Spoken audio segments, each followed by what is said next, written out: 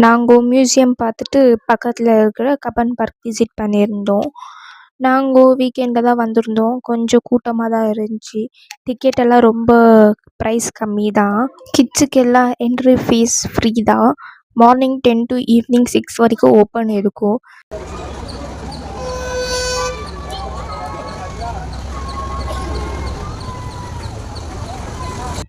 நாங்கள் வீக்கெண்டில் போனதுனால டாய் ட்ரெயின் போகிறதுக்கே 20 to 30 மினிட்ஸ் ஆச்சு.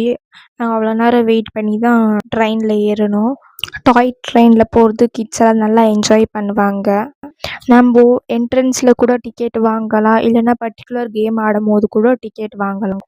நாங்கள் டாய் ட்ரெயினுக்கு மட்டும் டிக்கெட் வாங்கினோம்.